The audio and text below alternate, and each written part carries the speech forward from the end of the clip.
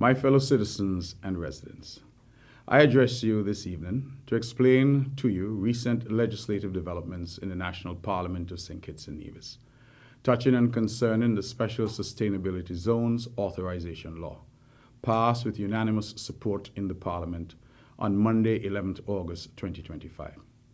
I address you at this time because the Nevis Island Administration has been formally approached by an investor seeking to establish such a zone on the island of Nevis. That investor is a citizen of St. Kitts and Nevis. Matters are now under active discussion at the cabinet level, and no decisions have been arrived at. It is, however, important that I keep the Nevisian public fully abreast of developments to date. Now, what is a special sustainability zone? The idea of special economic zones is not a new idea. They exist in most developed economies in the world. Globally successful examples exist in China, India, Singapore, and in Dubai. In the Caribbean, these zones have existed in Jamaica from as early as the 1970s, and the Cayman Islands officially launched its SEZ on the 3rd of February 2012. Globally, these zones are characterized by significant tax incentives, dedicated infrastructure, and a specific legal framework. Given the clear over-reliance nationally on the Citizenship by Investment program and the obvious challenges those programs are facing internationally, I have long advocated that we move at pace to diversify the St. Kitts and Nevis economy and to bring into being new and innovative ideas to drive development which is not dependent on CBI. It is in that vein that I and my CCM colleagues in opposition supported the recent passage of the Special Sustainability Zone Authorization Act in the National Parliament. I believe that the National Parliament has significantly improved upon the idea of the Special Economic Zone. St. Kitts and Nevis is the first country in the world to introduce an enabling mechanism for special sustainability zones, zones that go beyond economics and include requirements to develop in harmony with nature, create long-term high-quality jobs, ensure renewable energy and water security, restore land and protect our environment, provide sustainable services inside the zone. This ensures that any such zone in St. Kitts and Nevis combines prosperity with sustainability. Now, how does the law work? Let me take a few moments to explain to you how the law is intended to work. The law is quite simple, running to a mere 9 pages. Section 3 sets out the objectives. These include sustainable development in harmony with nature, creation of long-term investments and quality jobs, and the promotion of development which focuses on water security, green energy transition, food security, and luxury accommodation. The law makes it clear that a special sustainability zone is created when a development agreement is entered into in relation to a specifically defined geographic area on either St. Kitts or Nevis. Under Section 4 of the law, the Prime Minister may enter into such development agreements and so declare any such zone on the island of St. Kitts. However, where any such zone is to be declared for the island of Nevis, Section 4.2 of the law makes it clear that there can be no such zone created in Nevis without the approval and consent of the Nevis Island Administration. I want to emphasize here that there can be no designation of any area in Nevis as a special sustainability zone unless the Nevis Island Administration agrees and approves that declaration. Full control of the development direction of Nevis therefore remains firmly and exclusively with the Nevis Island Administration. The role of Nevis applicable to any zone in Nevis is not restricted to the Nevis Island Administration. Under Section 7 of the law, any development agreement where the zone is in Nevis must be ratified and passed in the Nevis Island Assembly. Put differently, there's oversight and control at both the cabinet level in Nevis and at the parliamentary level as well. The mandatory involvement of the Nevis Island Assembly also ensures that any such development agreement is fully ventilated publicly so that the Nevisian people will know exactly what is being proposed on the island of Nevis. Section 9 of the law provides yet additional safeguards by empowering the Prime Minister for zones in St. Kitts or the Premier for zones in Nevis to establish an independent oversight body to receive and review applications from potential zone developers and to monitor compliance with any zone development. Lastly, the law contains a large number of preconditions before any zone can be considered. Under Section 5, any applicant to develop a zone must show, among other things, an economic analysis from a reputable firm showing long-term economic benefits to St. Kitts and Nevis, clear plans for developing the infrastructure within the proposed zone so that there is no cost to the Kittitian or Nevisian taxpayer, that the development will cause no harm to the natural environment, that the development is designed for comfort and luxury, that the development will generate water and renewable electricity to meet its needs, clear plans for health services, clear plans for safety and security within the proposed zone, dispute resolution mechanisms for residents in the proposed zone. As these are all preconditions, it means that any proposed zone developer must satisfy these requirements before being considered as a suitable developer for any proposed zone in St. Kitts or Nevis. Now, what does this mean for Nevis? Of course, for a zone to succeed, we need serious investors and partners. For years, I have said that Nevis needs a game changer to take our island to the next level of development.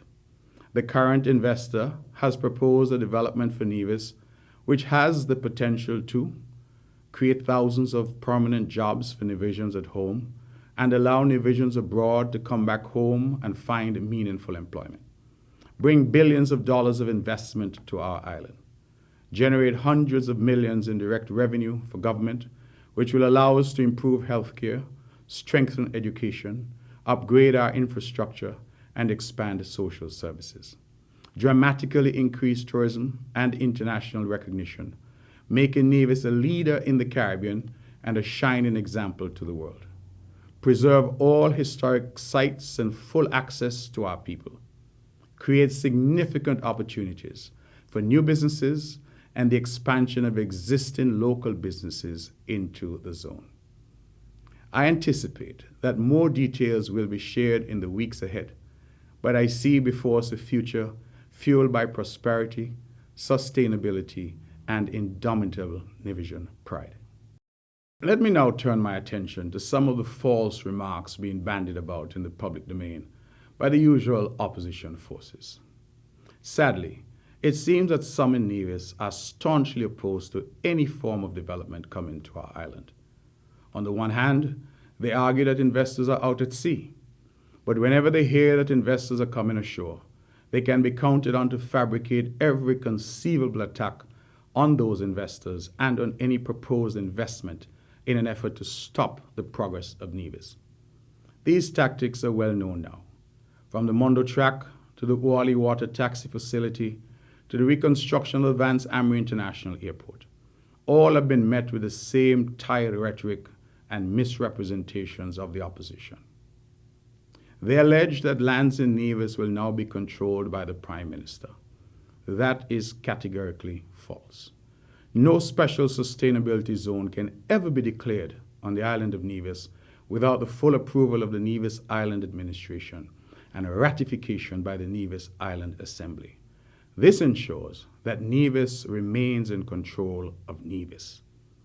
They allege that this is some form of colonization. That, again, is absurd.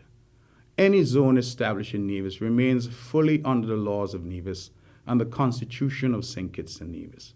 The zone remains a part of the island of Nevis. They allege that people will be forced to sell their lands. That is legally impossible. No one will ever be forced to sell their land. If you do not want to sell, you do not sell. All land transactions are private, voluntary agreements between buyer and seller. They have attacked my wife and her business. I wish to state for the record that my wife has had a fully licensed, fully operational real estate practice in Nevis for 20 years, even prior to my entry into politics. I have no interest in her business. Like any licensed realtor on Nevis, she's free to represent clients to buy and sell real estate as they wish. I can confirm that she's not buying or selling any real estate that belongs to the government of Nevis. She's engaged in private business, not government business. They allege that Nevisians will be barred from fishing and visiting the beaches. I wish to be clear that our seas and beaches are all public property and will at all times remain so. Now, what are the lands that are involved here? The proposed zone is situated on the southern coast of Nevis in the general area of Saddle Hill. Those who know the geography of Nevis will know that the south coast is largely barren, with no development and no infrastructure. The lands in that area are owned by a large number of private landowners. I emphasize private landowners. The majority of lands in that area, originally owned by the government on behalf of the people of Nevis, some 238 acres, were swapped by the previous NRP-led NIA to the National Bank during the land for debt swap exercise. The people of Nevis have therefore already lost those lands. With the right partner and the right investment, these undeveloped lands can be restored, revitalized, and kept mostly green, while creating a community that is low-rise, sustainable, and environmentally responsible. Every Nevisian has the right to buy and sell lands as he or she wishes. Therefore, if anyone is approached to purchase his or her private lands, he or she has the right to say yea or nay, and of course to negotiate a price of his or her choosing. It should be obvious that the government cannot prevent any Nevisian landowner from selling his or her land, nor can we compel any Nevisian landowner to sell his or her land. The buying and selling of land are entirely a private matter as between buyer and seller, and it is they who must agree or disagree, as the case may be, on whether any particular parcel of land is bought and sold and at what price. It is therefore a monstrous misrepresentation for anyone to say to the people of Nevis that the government is involved in any large-scale sale of lands. Currently, the land sales on the south coast are entirely private transactions between private landowners and purchasers. The allegation that the government is using compulsory acquisition under the new law to force Nevisians off their land is equally false and absurd. What makes the claims of the opposition even more appalling is that they know that the land sales in that area have all been private transactions. Indeed, I am advised that prominent members of the opposition were among the very first to agree to sell their lands, to sign agreements, and to collect their monies. It cannot be right for high-ranking members of the NRP Nevis to sell their lands, pocket millions of dollars, and then turn around and blame the government. I have heard the recent public utterances of the leader of the NRP, Dr. Janice Daniel Hodge, and I wish to place on record that the leader of the NRP is one of two executors of the estate of her late father. She is a main beneficiary of the estate's lands in the south of Nevis. She was among the very first to sell her land for this proposed development and pocket her money. Dr. Daniel Hodge cannot sell her land and pocket millions, then turn around and tell Nevisians that the sale of the same lands by them is wrong. So you are not to benefit from your land, but Janice and her family are to benefit from their land. So she can count money, but you're not supposed to count your money. This is the height of hypocrisy and dishonesty. Now, what is the way forward? I said to the people of Nevis tonight that you elected me to lead this island, and part of that leadership is trying to attract significant investment to Nevis. Investment that can trigger growth, development, and create meaningful jobs for those living in Nevis and those abroad who may wish to return home. The Four Seasons Resort came 3 decades ago and provided a payday for many Nevisian families. None of us can say that the impact of that investment has not been beneficial to the island of Nevis. My government will seize every opportunity to partner with genuine investors to advance the development agenda for the island and people of Nevis. Nevis must continue to improve healthcare, improve education, improve infrastructure, create good jobs, enhance economic growth, achieve economic diversification, create more development, ensure environmental protection, generate more water, generate more renewable energy, create more affordable housing, and ensure social safety nets for our most vulnerable people. We are striving to become the best place in the world to live and work and raise our families.